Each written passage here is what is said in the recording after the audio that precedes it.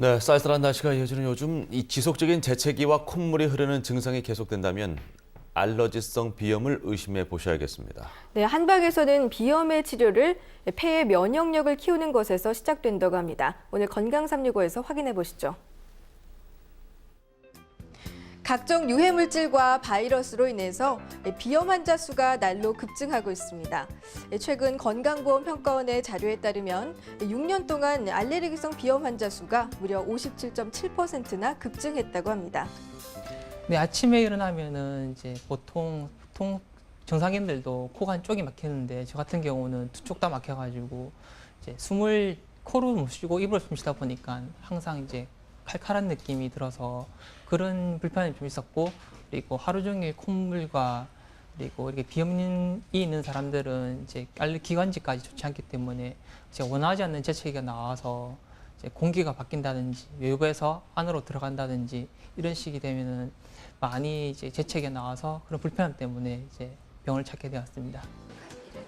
알레르기 비염은 꽃가루, 황사, 각종 공해물질이 든 미세먼지 등 알레르기를 유발하는 항원을 코로 들이마셔서 생기는 질환입니다. 한방에서는 알레르기성 비염을 폐가 차가워져서 생기는 병이라고 보고 있는데요.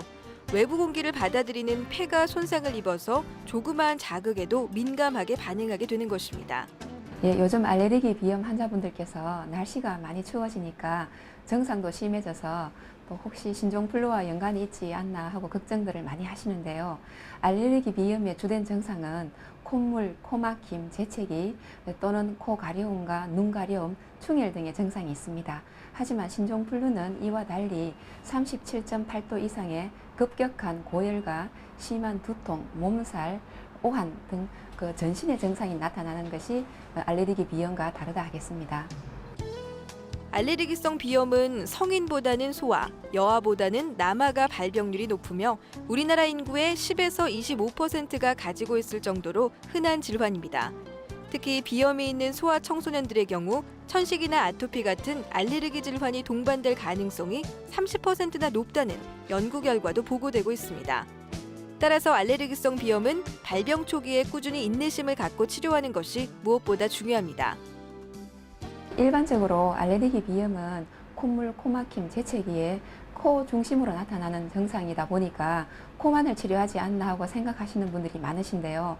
한의학에서는 코만을 국소적으로 치료하지 않고 폐 장기를 튼튼히 해주면서도 오장육부의 균형을 맞추어서 면역성을 증강시켜 근본을 치료하고 있습니다.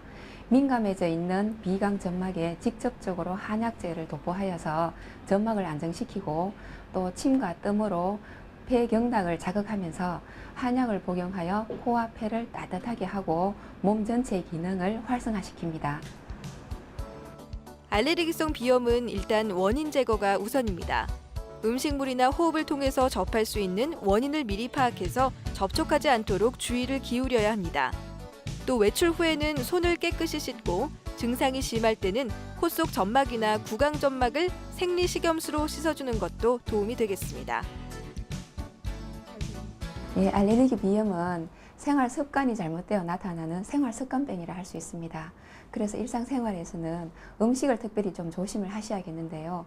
찬 음식은 절대적으로 좀 삼가를 해주시고 기름기 많은 음식이나 밀가루 음식 또는 인스턴트 식품 등도 알레르기 체질에는 좋지 않습니다. 또한 이와 함께 충분한 수면과 스트레스를 최대한 조절하여 면역력을 높이도록 조심하셔야겠습니다. 알레르기성 비염을 방치하게 되면 중이염이나 축농증 등 여러 가지 합병증을 유발할 수 있습니다. 신체의 면역 체계를 강화시켜주는 한방 치료를 통해서 비염은 물론 면역력까지 높여보시는 건 어떨까요? 건강365였습니다.